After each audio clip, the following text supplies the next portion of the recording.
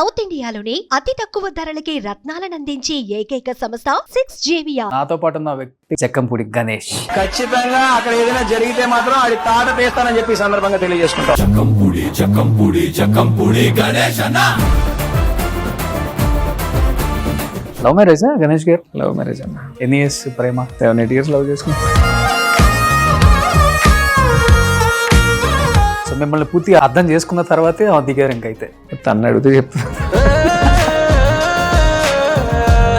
జక్కంపూడి గణేష్ అంటే డబ్బుందన్న అహంకారం, head weight Ganesh కు చాలా ఎక్కువగా ఉన్నాయి అనుకునే వాళ్ళకి ఏం చెప్తారు ఆన్సర్? మీరు చెప్పింది ఏ సందర్భం ఏంటో నాకు అన్ని గుర్తొచ్చినాయి. హలో, చెప్పన్నా అన్నయ్య రాని యాదవ.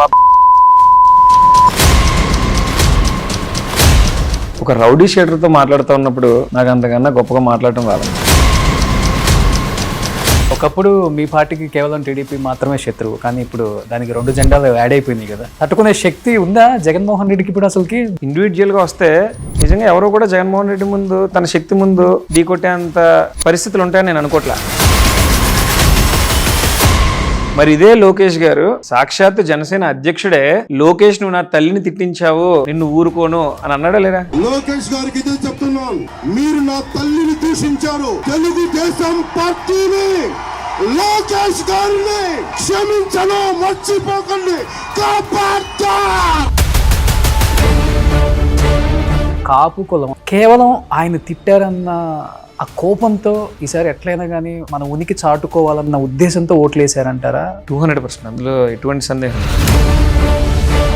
పవన్ కళ్యాణ్ గారిని వ్యక్తిగతంగా దూషించడం, వారి ఇంట్లో ఆడపిల్లలను కూడా తిట్టడం డైజెస్ట్ చేసుకోలేపారు. ఎప్పుడు రియలైజ్ అయ్యారు ఇది ఓడిపోయాక?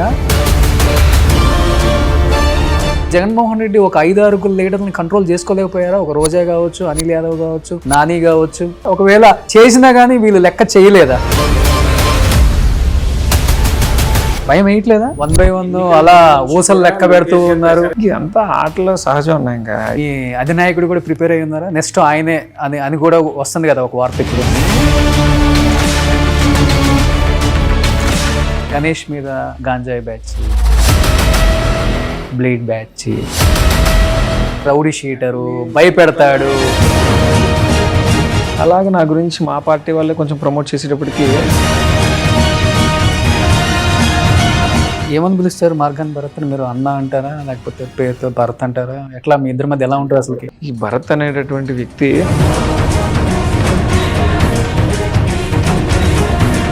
బత్తుల బలరామకృష్ణ గారు నిన్న ఒక స్టేట్మెంట్ చూశారు కదా. బలరామకృష్ణ అనేవాడు మామూలుగా ఆయనకి సూటబుల్ పార్టీ అది జనసేన. ఎందుకని? యాక్టింగ్ లో కళ్యాణ్ గారు సరిపోరు, అంత అత్యద్భుతంగా యాక్ట్ చేస్తాడు. మీ స్కూల్ నుంచి వచ్చినవాడే కదా, అందుకే అంత పక్కగా చెప్తున్నాను యాక్టింగ్ బాగా వచ్చినాయి. మరి అప్పుడు మీకు కూడా వచ్చినట్టే కదా చెప్పుకోవచ్చా? ఇప్పుడు మోస్ట్ అంటే మాస్ ఫాలోయింగ్ ఉన్న వ్యక్తుల్లో 1 జగన్మోహన్ రెడ్డి, 2 బైరెడ్డి సిద్ధార్థ రెడ్డి, 3 జక్కంపూడి గణేష్ అని చెప్పుకోవచ్చు. ఫస్ట్ థింగ్ జగన్మోహన్ రెడ్డి మా లీడర్. సెకండ్ మీరన్న బైరెడ్డి సిద్ధార్థ రెడ్డి అంటే వ్యక్తిగతంగా నాకు చాలా చాలా ఇష్టం. సిద్ధార్థ రెడ్డి ఖచ్చితంగా నాకన్నా చాలా ఎక్కువ క్రేజ్ ఉన్నాడు, చాలా ఫాలోయింగ్ ఉన్నాడు. మీ పెళ్లిలో మినిమం ఎమ్మెల్యే మీకు బుక్ ఇవ్వడానికి 1 గంట పట్టింది, మినిస్టర్కి కూడా 1/2 hour పట్టింది. ఆ రేంజ్ లో ఆ జనం ఉన్నారు ఆ రోజు. అంటే మేము ఇది అని చూపించుకునే ప్రయత్నమా, లేకపోతే వాస్తవంగా కూడా ఆర్థికంగా మేమే అంత బలవంతులు ఏం కాదన్నా. నాన్న మంత్రి అయ్యేంత వరకు కూడా కనీసం ఆస్తులు కూడా లేనటువంటి పరిస్థితి మాది.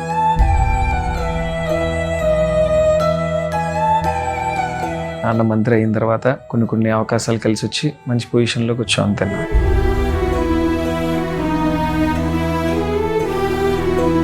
చిన్నప్పుడు ఎప్పుడు కష్టపడలేదన్న. చిన్నప్పుడు అంతా మనం చాలా హ్యాపీగానే బతికాం. నాన్నగారు చనిపోయిన తర్వాత కష్టాలు మొదలైనవి అంతే.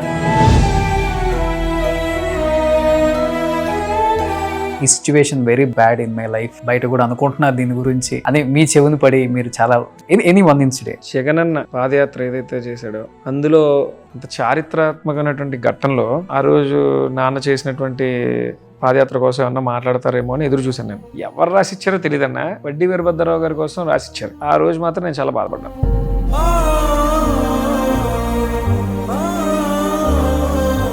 నేను బాధపడ్డాను, నాతో పాటు వచ్చినటువంటి వేలాది మంది జక్కంపూడి అభిమానులందరూ చాలా బాధపడ్డారు.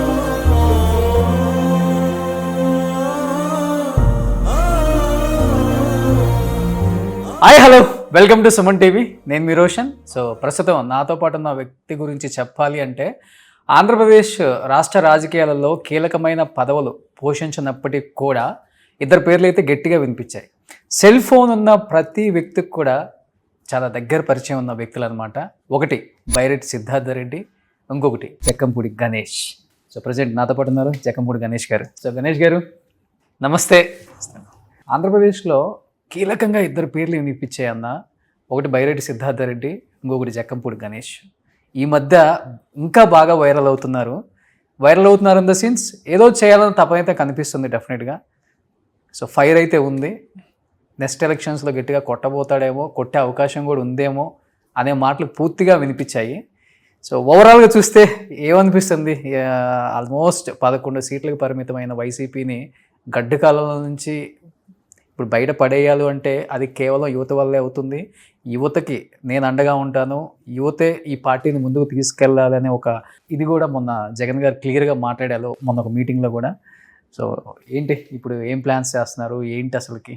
ఖచ్చితంగా గతంలో జరిగినటువంటి చిన్న చిన్న తప్పిదాల వల్ల మాత్రమే మేము అధికారం కోల్పోవడం జరిగింది. కానీ జగన్మోహన్ రెడ్డి గారి పరిపాలన మీద కానీ, జగన్మోహన్ రెడ్డి గారి మీద ఉన్నటువంటి ఒక నమ్మకం కానీ ప్రజల్లో ఏమీ సన్నగలలేదన్న. చాలా సందర్భాల్లో చెప్పడం జరిగింది. ప్రజలు కొంచెం ఎమోషనల్గా వెళ్ళారు. ఎమోషనల్ అంటే దేని పరంగా? మాట్లాడినటువంటి మాటలు కొంతమందికి నచ్చలా. ఓకే. చేసినటువంటి అవమానాలని చాలా మనసు లోతులోకి తీసుకుని వెళ్ళిపోయారు. అదేవిధంగా అందరికీ తెలిసినటువంటి విషయమే, తెలుగుదేశం పార్టీ ఏదైనా ప్రజలలో ఒక అబద్ధాన్ని కూడా నిజం కింద సృష్టించగలరు, వాళ్ళు అలా ప్రచారం చేయగలరు. మొన్న జరిగినటువంటి ఎన్నికల్లో ఇవన్నీ కూడా కలిసి వచ్చి తెలుగుదేశం పార్టీ కూటమి మళ్ళీ అధికారంలోకి రావడానికి బాగా అవకాశాలు చూపించినాయని నేను అనుకుంటున్నాను. జక్కంపూడి గణేష్ అంటే ఉభయ గోదావరి జిల్లాలలో పరిచయం అక్కర్లేని పేరు. గడప గడపను తట్టినా కానీ గణేష్ నామస్వరం ఉంటుంది, డెఫినెట్గా ఉంటుంది. బట్ కొంతమంది మీరు తెలియని వాళ్ళు, లేకపోతే మీ గురించి మీ ఫ్యామిలీ గురించి తెలియని వాళ్ళు, ఇప్పుడు డిజిటల్ ప్రపంచం చాలా ఉధృతంగా వచ్చేసింది కాబట్టి చూసిన ప్రతి వాళ్ళు అనుకుంటారు సో రాజకీయ చరిత్ర ఉన్న ఒక కుటుంబం, డబ్బుందన్న అహంకారం, హెడ్ వెయిట్ గణేష్కు చాలా ఎక్కువగా ఉన్నాయి అనుకునే వాళ్ళకి ఏం చెప్తారు ఆన్సర్? ఫస్ట్ ఆన్సర్ అక్కర్లేదు, ఉభయ గోదావరి జిల్లాలకు అందరికీ తెలుసు కాబట్టి. మీరు అన్నట్టుగా మొదటి దానికి సమాధానం చెప్పనవసరం నిజంగా కూడా లేదు. ఎందుకంటే జక్కంపూడి రామ్మోహన్ రావు గారి కొడుకుగా నాకు ఒక గుర్తింపు ఉంటుంది ఖచ్చితంగా. ఇంకా మీరు అన్నట్టుగా హెడ్ వెయిట్ ఇవన్నీ కూడా నేనైతే వినలేదన్నా. మరి ఏదైనా సమస్య వచ్చినప్పుడైతే మాత్రం ఖచ్చితంగా మనం ఒకరి తరపున నిలబడే సందర్భంలో కొంచెం మనం దూకుడు ప్రదర్శిస్తాం. అక్కడ అవసరాన్ని బట్టి మనం ఇంకొంచెం స్పీడ్ని పెంచి గట్టిగా నిలబడటము, గట్టిగా ఇంకా అవతల వాడు కూడా గొడవకి వస్తున్నప్పుడు మనం ఏదో పౌరాలు పట్టుకొని తిరగలేం కదా, మనం కూడా అదే స్టైల్లో ముందుకు వెళ్తాం. ఓకే. అలాగా కొంచెం మందికి నచ్చుతాం, కొంతమందికి నచ్చం. ఆబ్వియస్గా ఆ నచ్చిన వాళ్ళు మనం చేసేటటువంటి చెడు ప్రచారాల్లో అదన్నా ఒక భాగం అయి ఉండొచ్చు అంతే. ఓకే. ఒక భాగం అంటే కొన్ని ఫోన్ కాల్స్ మీరు మాట్లాడినవి మీకు తెలుసు. ఇవాళ రేపు ఏది మాట్లాడినా కానీ మనకన్నా ముందు ప్రజల్లోకి వెళ్తుంది. ఇది కొన్ని కోట్ల మంది వింటారు, దీన్ని చూస్తారు. మన వ్యక్తిగత జీవితం, మన క్యారెక్టర్ని కూడా వాళ్ళు అన్ని క్యాలిక్యులేట్ చేస్తారని తెలిసి మాట్లాడతారా, లేకపోతే ఏదైతే ఏదైందిలే చివరికి చూసుకుందాం అన్న?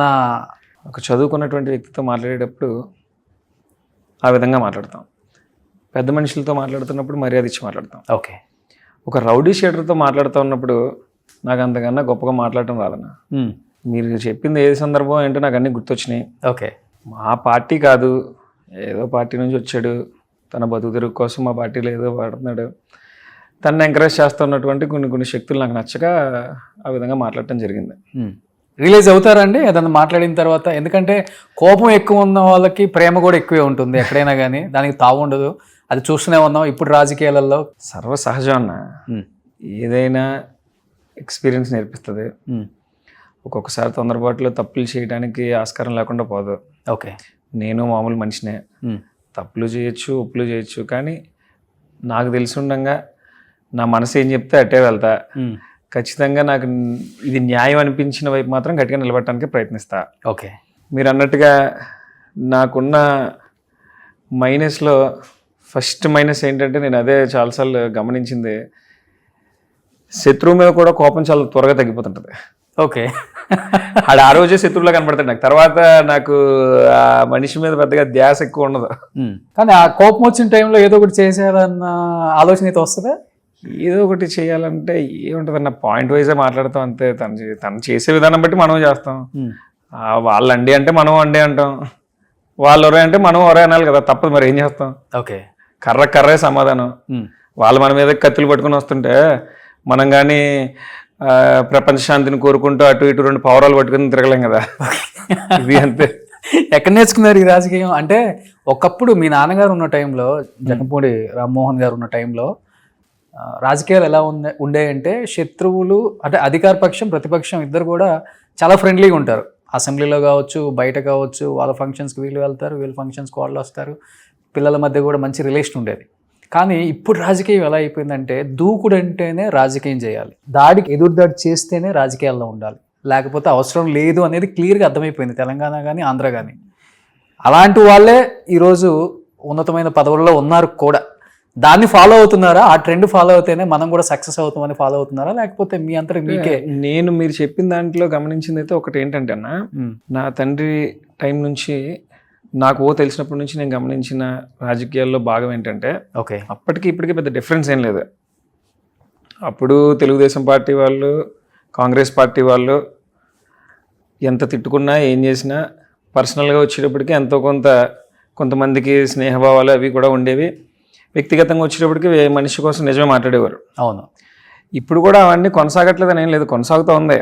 కానీ అప్పటికి ఇప్పటికి ఉన్న మేజర్ డిఫరెన్స్ ఏంటంటే ఫైనాన్షియల్గా పాలిటిక్స్ మారిపోవటం అనేది దురదృష్టకరం. ఆ రోజు నిజంగా నాయకుడు చేసినటువంటి మంచిని చూసి గమనించి మాత్రమే ఓటు వేసేవారు ఓకే ప్రజలు. కానీ ఈరోజు నిజంగా ఓపెన్గా మాట్లాడుకోవాలంటే, అంటే మీరు ఇందాక యువత కోసం కూడా మాట్లాడారు కాబట్టి చెప్తా ఉన్నా, ఈరోజు నిజంగా యువతరందరూ కూడా నడుం బిగించి రాజకీయాల వైపు ఎందుకు చూడాలి అంటే, ఎలక్షన్ వస్తూ ఉంటే ప్రజలు ఓటుకు సంబంధించి ఏదో ఒకటి ఆశిస్తూ ఉన్నారు. ప్రజాస్వామ్యానికే అర్థం లేకుండా వెళ్ళిపోతుంది ఇది. ఈ రకమైనటువంటి వ్యవస్థ అయితే ఖచ్చితంగా మారాలి. ఓకే. ఇంకా మిగిలింది అంటారా, అప్పుడైనా ఇప్పుడైనా ఖచ్చితంగా 100% తెలుగుదేశం పార్టీ కాంగ్రెస్ పార్టీలో శత్రుత్వాలు ఉండేవి, మిత్రుత్వాలు ఉండేవి. ఈ రోజున ఖచ్చితంగా తెలుగుదేశం పార్టీకి వైసీపీలో ఉన్న వారికి కూడా శత్రుత్వాలు ఉంటున్నాయి, మిత్రుత్వాలు ఉంటున్నాయి. కానీ ఒకటి చెప్పేది ఏంటంటే, ఎవరైనా నిజాయితీ ఉన్నటువంటి కార్యకర్త ఎవరికైనా సరే వాళ్ళ నాయకుడే ఫస్ట్ ఎజెండా అవుతాడు. ఓకే. తెలుగుదేశం పార్టీ జెండా పట్టుకున్నటువంటి ప్రతి ఒక్కరికి కూడా ఎన్టీఆర్ గారు, చంద్రబాబు నాయుడు వాళ్ళకి ప్రయారిటీ. అలాగే కాంగ్రెస్ పార్టీ జెండా పట్టుకుని ఇప్పుడు వైసీపీ జెండా పట్టుకున్న వాళ్ళు ఎవరైనా సరే మాకు రాజశేఖర రెడ్డి గారు, జగన్మోహన్ రెడ్డి గారు. ఓకే, అంతే కదా. సో ఒకప్పుడు మీ పార్టీకి కేవలం టీడీపీ మాత్రమే శత్రువు, కానీ ఇప్పుడు దానికి 2 జెండాలు యాడ్ అయిపోయినాయి కదా, జనసేన బీజేపీ కూడా. సో ముగ్గురు తట్టుకునే శక్తి ఉందా జగన్మోహన్ రెడ్డికి? ఇప్పుడు అసలుకి భయపడుతున్నారా? అసలు ఏంటి? ప్రత్యేకమైనటువంటి ఆంధ్ర రాష్ట్రంలో కుల సమీకరణలే మేజర్గా మారిపోయిందన్న. ఇందులో భాగంగానే తెలుగుదేశం పార్టీకి సంబంధించినటువంటి ఓట్ బ్యాంకు, దానికి జనసేనకు సంబంధించినటువంటి కాపు ఓట్ బ్యాంకు, అలాగే ఎప్పుడైతే బీజేపీ కూడా కలిసిందో ఇంకా చాలా పెద్ద కూటమిగా మారిపోయింది అది. ఓకే. ఇండివిజువల్గా వస్తే నిజంగా ఎవరో కూడా జగన్మోహన్ రెడ్డి ముందు తన శక్తి ముందు ఢీకొట్టేంత పరిస్థితులు ఉంటాయని నేను అనుకోవట్లే. ఎట్టి పరిస్థితులు ఉండదు. జగన్మోహన్ రెడ్డి బలవంతుడు కనుకనే ఇంతమంది బలవంతులు అందరూ కలిసి అతని మీదకి యుద్ధానికి వస్తున్నారు. సరే, ఏదైనప్పటికీ కూడా రాజకీయాల్లో చాలా అరుదైన మనిషి జగన్మోహన్ రెడ్డి. ఎందుకనంటే ఒక పక్కన నిజంగా అలా కలుస్తున్నారు అని అంటే ఎవరన్నా భయపడతారు. జగన్మోహన్ రెడ్డి అలా భయపడేటటువంటి మనిషి కాదు. మీరు గమనిస్తే ఇదే బీజేపీ పార్టీ, తెలుగుదేశం పార్టీ వాళ్ళు 2019 ఎన్నికల్లో వ్యక్తిగత దూషణలు ఎన్ని విధాలుగా చేశారో మీరు చూశారు. అదేవిధంగా లోకేష్ గారు ఈ రోజున ఏమంటా ఉన్నాడు, రెడ్ బుక్ అని చెప్పేసి పేర్లు రాసామని చెప్పి ఒకరి తర్వాత ఒకరి మీద కక్ష సాధింపు చర్యలు చేస్తూ ఉన్నాడు. మరి ఇదే లోకేష్ గారు 2019 ఎన్నికల ముందు ఇదే బీజేపీ వాళ్ళని తిట్టలేదా, జనసేన పార్టీ వాళ్ళని తిట్టలేదా? సాక్షాత్తు జనసేన అధ్యక్షుడే లోకేష్ నువ్వు నా తల్లిని తిట్టించావు, నిన్ను ఊరుకోను అని అన్నాడా లేదా? అంత పర్సనల్గా తిట్టుకొని తర్వాత మళ్ళీ 2024 ఎన్నికలకు వచ్చేటప్పటికి కేవలం జగన్మోహన్ రెడ్డి మీద ఉన్నటువంటి భయంతో వారందరూ కలవడం జరిగింది. అంటే రాజకీయాల్లో ఏదైనా సాధ్యమే, దాందే ఉంది. అలా కూడా అనుకోవచ్చు, అంతే. మరి ఇంకేం చేయగలుగుతాం, అంతేనా? కానీ జగన్మోహన్ రెడ్డి అలా కలిసే మనిషి కాదు అని చెప్తా ఉన్నా. ఓకే, జగన్మోహన్ రెడ్డి మాత్రం ఆయన శత్రువు అనుకున్నాడంటే శత్రువు, మిత్రువు అనుకున్నాడంటే మిత్రువు, అంతే. అతను ఈరోజు అలాగా ఓట్ బ్యాంక్ కోసమో తన స్వప్రయోజనాల కోసమో ఒక మెట్టు తగ్గి ఒకరితో కలవడం అనేది జరగదు. ఎందుకనంటే మీరు అందరూ చూస్తే 2014లో జగన్మోహన్ రెడ్డి కనుక రైతు రుణమాఫీ అన్న పదం వాడి ఉండుంటే ఆ రోజున ముఖ్యమంత్రి అయిపోతాడు. ఈ 2024లో కూడా మేనిఫెస్టోలో కొన్ని యాడ్ చేయండి సార్ అని అంటే మా పార్టీ పెద్దలందరూ జరగని ఎటువంటి విషయాలని కూడా నేను ప్రజలకి చెప్పి అబద్ధాలు చెప్పి ప్రజల ముందుకు వెళ్ళడం నాకు ఇష్టం లేదు, అది నా వ్యక్తిగతం కాదు, నా మనస్తత్వం కాదు అని చెప్పడం వలన ఈ రోజున అది కూడా ఒక కారణమైంది మా ఓటమికి. అంతేగాని మీరు చేసిన తప్పులు కాదంటారు. మా వైపు తప్పులు అయితే జరిగినాయి, కానీ అందులో మేజర్గా చూడవలసిన తప్పిదాలు ఏంటి అని అంటే, ఒకటి ఫస్ట్ అండ్ ఫార్మోస్ట్ ఏంటంటే కాపులందరూ కూడా వ్యతిరేకం అయిపోయారు. వాళ్ళందరూ కూడా పవన్ కళ్యాణ్ తరపున నిలబడితేనే ఉనికి చాటినట్టు అవుతుంది అని చెప్పి డిసైడ్ అయిపోయారు. 2, కొంతమంది వ్యక్తులు దూషించినటువంటి విధానం సామాన్య ప్రజలకు కూడా నచ్చలా. మీ పార్టీ వాళ్ళు? మా పార్టీ వాళ్ళే. పేర్లు చెప్పొచ్చా? పేర్లు ఎందుకు లేదన్నా, ఇంకా చాలా మీ అన్నగారు ఎక్స్ట్రా కదా, ఇంకో 20 సంవత్సరాలు రాజకీయాలు ఉండాల్సిన వాడిని వాళ్ళు. దాందే ఉంది. మీ అన్నగారు ఎలక్షన్స్ అయిపోయిన తర్వాత ఫస్ట్ ఇంటర్వ్యూ ఇచ్చిన వ్యక్తుల్లో మీ అన్నగారు. ఆయన అధికారి, పార్టీకి సంబంధించిన మనిషి కాదు కదా, అధికారి. అతను రిటైర్ అయ్యాక ఆయన పని ఆయన చూసుకుంటాడు, వీళ్ళు అలా కాదు కదా. ధనంజయ రెడ్డి కోసం మినిస్టర్లు కూడా గంట వెయిట్ చేయాలి. జరిగిన వాస్తవాలే కదన్నా చెప్పాడు. తర్వాత రాజా మాట్లాడిన తర్వాత కూడా మన కేతిరెడ్డి అన్న ఒక 3-4 ఎమ్మెల్యేలు కూడా అదే జరిగింది, ఇది వాస్తవాన్ని ఒప్పుకున్నారు కదా. అంటే మీ అన్న ఊపిరి ఇచ్చారు అందరికి, ఇది ఇట్లా మాట్లాడవచ్చు, మనం తప్పు లేదు, మన తప్పులు మనమే తవ్వుకోవచ్చు. నేను నచ్చిన వాళ్ళకి నా మాటలు నచ్చచ్చు, ఎవరికైతే మేము శత్రుత్వంగా ఉంటామో వాళ్ళకి నేను ఏం చెప్పినా నచ్చదు ఎలాగో. కానీ నా మనసుకు నచ్చింది, నేను ఖచ్చితంగా ఇది వాస్తవాన్ని నమ్మింది మాత్రం మీకు చెప్తా ఉన్నా. ఓకే, 2009లో రాజా ఎమ్మెల్యే అయిన తరువాత రాజానగరం నియోజకవర్గ పరిస్థితి ఏంటి, దాని ముందు రాజానగరం నియోజకవర్గం పరిస్థితి ఏంటో ఒకసారి మీరే వెళ్ళి చూడండి, తెలుస్తుంది. ప్రతి ఊరిలో కూడా అభివృద్ధి విషయంలో కానీ, సంక్షేమం విషయంలో కానీ, అదేవిధంగా పర్సనల్గా ఎవరికైనా సాయం చేయాలన్నా, లేదంటే హెల్త్ విషయంలో కానివ్వండి, ఈవెన్ ఇదే తెలుగుదేశం పార్టీ, జనసేన పార్టీ వాళ్ళు కూడా ఎంతోమంది మన గడప తొక్కితే వారికి సాయం చేసి పంపించడం జరిగింది. Main drinking water. నిండు మనస్సుతో ఇంకో 20 సంవత్సరాలు ఈ నియోజకవర్గంలో నేను ఎమ్మెల్యేగా కొనసాగాలి అని చెప్పి నిజాయితీగా, నిస్వార్థంగా, ఒక నిబద్ధతతో పనిచేసినటువంటి వ్యక్తి జక్కంపూడి రాజా. అయితే వీళ్ళు నేను ఇందాక చెప్పినట్టుగా ఏదైతే అవమానించారో ఇవన్నీ కూడా ప్రజలు సహించలేకపోయేటప్పటికీ వారు చేసినటువంటి తప్పిదాల్లో మాలాంటి వాళ్ళం కూడా అందరం కూడా ఒక విక్టిమ్స్గా మారిపోవాల్సి. ఎక్స్పెక్ట్ చేయలేదు కదా ఎవరు కూడా. మరి నాకు తెలిసినంత వరకు ఇంకా ఫ్యూచర్లో అంటే అతిపెద్ద ప్రాంతీయ పార్టీలుగా చెప్పుకునే టీడీపీ కావచ్చు, లేకపోతే వైసీపీ కావచ్చు, ఇన్ ఫ్యూచర్ జనసేన కూడా అవ్వచ్చు, అయింది కూడా ఆల్రెడీ. 11 సీట్లకి పరిమితం అయ్యే అవకాశం అది చరిత్రలో కేవలం వైసీపీకి మాత్రమే అలా నిలిచిపోయిద్దేమో. పక్కనే ఉన్న మన తమిళనాడు చూస్తే ఒకసారి వీళ్ళకి 8 స్థానాలు వస్తే మిగిలిన స్థానాలన్నీ అవతల వాళ్ళకి వస్తున్నాయి. మళ్ళీ తర్వాత ఎన్నికలు వస్తే వీళ్ళకి 200 స్థానాలు వస్తే వీళ్ళకి 10 స్థానాలు వస్తున్నాయి. తమిళనాడు రాజకీయం ఇక్కడ అబ్బింది అనుకోవచ్చు కదా మనం, అంతేనా? అదే ఇక్కడికి వచ్చింది అనుకోవచ్చు కదా. ఏముంది, 151 స్థానాలు వచ్చినప్పుడు దేశ చరిత్రలో ఎప్పుడు లేదు, జగన్మోహన్ రెడ్డికే అత్యంత భారీ మెజారిటీలతో కైవసం చేసుకునే అధికారాన్ని అని అన్నారు. 2024 వచ్చేటప్పటికి మేము 11 స్థానాలకు పడిపోయాం. అదే కొంచెం భయం ఉంటుంది కదా, భయం ఉంటుంది, బాధని ఎన్ని పక్కన పెడితే భయం ఉంటుంది కదా అసలు. అమ్మో ఇంక ఉనికి చాటుకోలేమేమో వీళ్ళ కూటమితో మళ్ళీ రేపు 2029 చేసే పరిస్థితి కూడా. ఈ రోజున అలా అనుకునేటట్టయితే నాకు తెలుసుండగా మీరు బాగా రికార్డ్స్ టీవీలో కానీ వీడియోలు కానీ ఏదైనా చూసుకోండి. 2019 ఎన్నికలు అయిన తర్వాత మళ్ళా మా రాజమండ్రిలో బహుశా 2022లోనో ఎప్పుడో 3 సంవత్సరాల తర్వాత తెలుగుదేశం పార్టీ వాళ్ళు మహానాడు కండక్ట్ చేసేందుకు కూడా ఒక్క తెలుగుదేశం పార్టీ కార్యకర్త రోడ్డు మీద రాలా. కానీ ఈ రోజున 11 స్థానాలని చెప్తున్నటువంటి వ్యక్తులందరూ గమనించాల్సింది ఏంటంటే మేము ఓడిపోయినా ఎవరు పారిపోకుండా గట్టిగా నిలదొక్కుని ఈ సంవత్సరంలో దగ్గరగా నెలకొక కార్యక్రమం చొప్పున రోడ్డెక్కి పనిచేస్తూ ఉన్నారు వైసీపీ కార్యకర్తలు అందరూ. కేసులు పెడుతున్నారు, భయపెడుతున్నారు, బెదిరిస్తున్నారు. ఎవ్వరు ఒక్క అడుగు కూడా వెనక్కి వేయకుండా వచ్చి ముందు నుంచుంటున్నారు. అంటే ఒకటే చిన్న మాటనా, భయం వేయట్లేదా? అదే చెప్తానా. 1 by 1 ఎన్నికల అలా ముందు నుంచి ఊసలు కూడా లెక్క లోకేష్ పెడుతూ గారు ఉన్నారు. ప్రచారం చేశాడు. మీకు రెడ్ ఎంతో బుక్ ఇష్టమైన మిథున్ గారిని కూడా నిన్న కటకటాలు లెక్క పెట్టే విధంగా ఏదైతే ఇదంతా ఆటలో సహజం ఉన్నాయి. ఇంకా ఇప్పుడు ఆటకు మీరు సిద్ధమైపోయారు అనమాట. అయితే అదే చెప్దాం అనుకుంటున్నాను మీకు. ఇప్పుడు వాళ్ళు భయపెడతారు అని చెప్పి ముందు నుంచి చెప్తా ఉన్నప్పుడు ఇంకా ప్రిపేర్ అయిపోయాక ఇంకా మాకు భయం ఉంటుందన్నా. రెడ్ బుక్లో వీళ్ళ పేర్లు ఉన్నాయి ఇది అని చెప్తున్నారు. నిన్న మిథున్ అయ్యాడు, రేపు ఇంకోళ్ళు అవ్వచ్చు, ఎల్లుండి నేను అవ్వచ్చు. ఏం చెప్తాం, పెద్ద నాయకుల దగ్గర నుంచి మా దగ్గర నుంచి కింద స్థాయి నాయకుల వరకు అందరి మీద టార్గెట్ ఉందని వాళ్ళే చెప్తున్నారు కదా. వాళ్ళు చెయ్యొచ్చు, మేము ప్రిపేర్ అయిపోయి ఉన్నాం, ఇంకేం చేస్తాం. మీ పోరాటం అయితే ఆపం. మీ మీ మీ అధినాయకుడు కూడా ప్రిపేర్ అయ్యి ఉన్నారా? నెక్స్ట్ ఆయనే అని కూడా వస్తుంది కదా ఒక వార్త ఇప్పుడు. అన్న మళ్ళీ చెప్తున్నా, దేశంలో కాదు ప్రపంచంలోనే అరుదైన నాయకుడు జగన్మోహన్ రెడ్డి. ఏ విషయం? భయం అంటే తెలీదు. ఓకే, ఆ విషయంలో ఓకే. భయం అంటే తెలీదు. ఎన్ని ఆరోపణలు ఎదురైనా సరే వణకడు. ఎటువంటి పరిస్థితులు అతనికి ఎదురవుతున్నా సరే బెదరడు. అతను నమ్ముకున్నటువంటి సిద్ధాంతం కోసం మాత్రమే పనిచేసేటటువంటి నాయకుడు వైఎస్ జగన్మోహన్ రెడ్డి. అతను ఒకటి నమ్మాడు అని అంటే అది జరిగి తీరాల్సిందే. ఓకే, అతని ప్రాణాలను కూడా లెక్క చేసే మనిషి కాదన్నా. అతను ఎవరికి భయపడ్డు.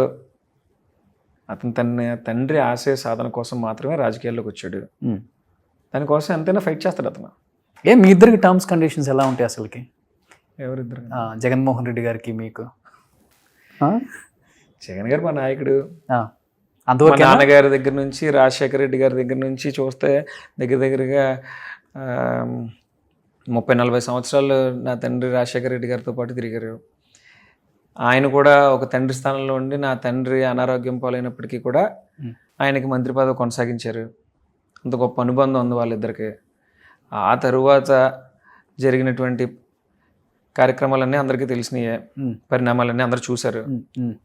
ఈయన మాట ఇవ్వటం, అక్కడి నుంచి బయటకు రావటం, కాంగ్రెస్ పార్టీని వీడి బయటకు రావటం, ఆయనతో పాటు మళ్ళీ ఇంకో సెకండ్ థాట్ లేకుండా మా కుటుంబం దూకేసాం అంతే. ఇంకా ఓకే, ఆ రోజు కాంగ్రెస్ పార్టీ అధికారంలో ఉంది, ఇంకో 5 సంవత్సరాలు కాంగ్రెస్ పార్టీ అధికారంలో ఉంటుందని తెలిసే మేము వెళ్ళిపోయాం.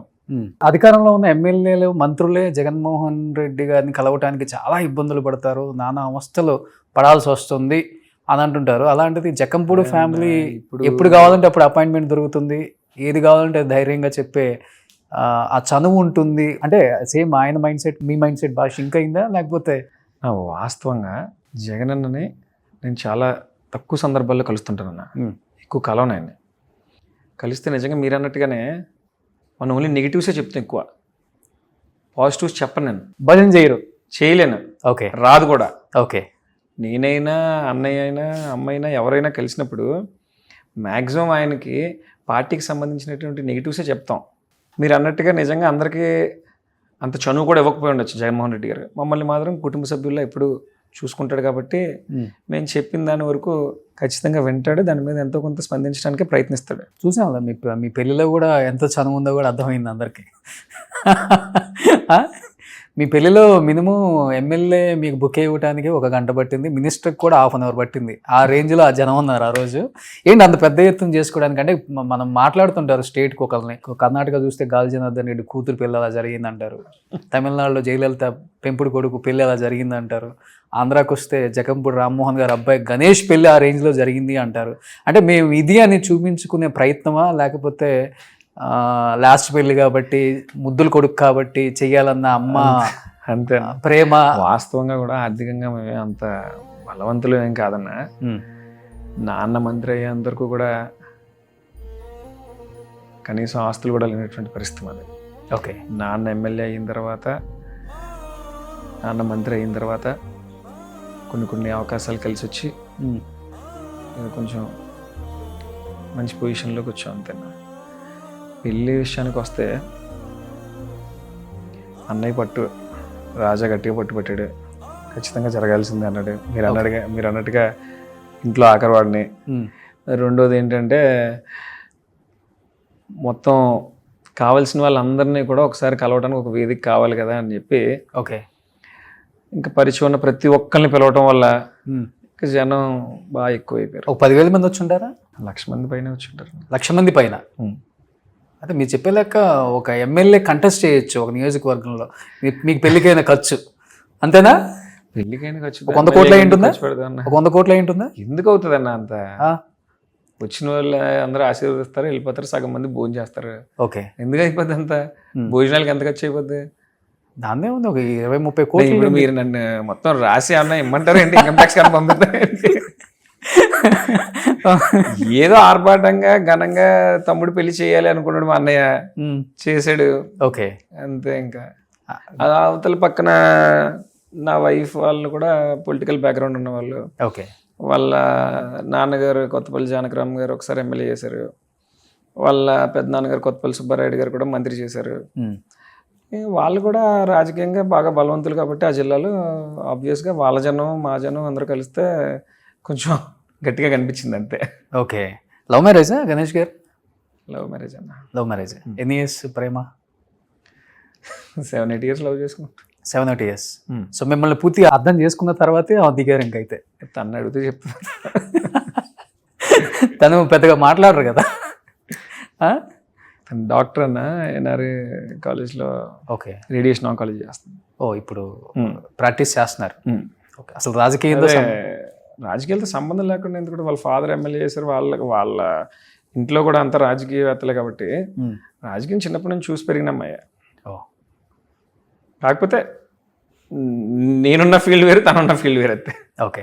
ఇప్పుడు ఈ రాజకీయాలలో అండ్ బిజినెస్లో అన్నదమ్ముళ్ళు కలిసి ఉండటం చాలా కష్టం. కలిసి ఉంటేనేమో రామలక్ష్మణ్లా ఉంటారు, కలిసి లేకపోతే ఇంకోలాగా ఉంటుంది. వాళ్ళు ఇచ్చే అంత కాంటెంట్ ఎవరెవరు అనమాట, అంత కాంటెంట్ ఇస్తారు ఏ ఫీల్డ్లో అయినా కానీ. చూస్తూనే ఉన్నాం. సో పేర్లు ఎందుకు. ఇంకా మీ విషయానికి వచ్చేసరికి రామలక్ష్మణ్లా ఉండటానికి మెయిన్ కారణం అన్న ఇచ్చిన చనువు, ప్రేమ అంటారా, లేకపోతే మీరు ఆయనకి ఇచ్చే గౌరవం అంటారా? అసలుకి రెండు అనుకోవచ్చున్నా. తనకి పెద్ద స్వార్థం ఉండదు. నేను పోటీ చేస్తానని అంటే కనుక నవ్వుతూ నా కోసం పనిచేయడానికి సిద్ధంగా ఉంటాడు. అన్నయ్యకి సీట్ వస్తా అంటే నేను పనిచేయడానికి సిద్ధంగా ఉంటాను. ఇంకా అలాంటప్పుడు మా ఇద్దరి మధ్యలో విభేదాలు ఎందుకు వస్తాయన్నా? ఓకే. పదవీ విభేదాలే మ్యాక్సిమం వస్తుంటాయి అందరికీ. నేను కంటెస్ట్ చేయాలంటే నేను కంటెస్ట్ చేయాలి, నేను కూడా వారసుడినే కదా ఆయనకి. కామన్ అది ఎక్కడైనా కానీ. బట్ మీ ఇద్దరికి రాలేదు ఇంతవరకు. నేను ఖచ్చితంగా చెప్తాను. నాన్నగారు చనిపోయిన తర్వాత రాజకీయంగా కుటుంబాన్ని నిలబెట్టాలి అని చెప్పి బాగా కసిగా పనిచేసినటువంటి వ్యక్తి రాజా. అతనే ఒక విధంగా నాకు కూడా ఇన్స్పిరేషన్. అతన్ని చూసి నేను ఒక అన్నయ్య కిందే కాదు, ఒక లీడర్ కింద కూడా యాక్సెప్ట్ చేస్తాను. అతను ఏదైనా చెప్తే నేను నేర్చుకోవడానికి ఇష్టపడతాను. నాకు ఈ రోజుకి ఏదైనా అంటే ఫోన్ చేసి విషయం చెప్తే నాకు వెంటనే ఒక అన్నయ్య కిందే కాదు, ఒక డిక్టేటర్ గాను, లేదంటే ఏదైనా ఒక విషయం చెప్పాలి అని అంటే అన్నీ మనకు గైడ్ చేస్తాడు. ఓకే. సో ఓడిపోయిన తర్వాత జగన్ గారిని ఎన్నిసార్లు కలిసారు గణేష్ గారు? జగన్ అన్న ఓడిపోయిన తర్వాత ఒకసారి కలిసాను. ఒక్కసారి కలిసాను. ఆల్మోస్ట్ ఒక 1 hour టైం స్పెండ్ చేశాను. 1-to-1 1-to-1 అన్న ఇద్దరు. ఓకే. సో 1-to-1 దొరకడం చాలా కష్టం కదా ఆయన అసలుకి.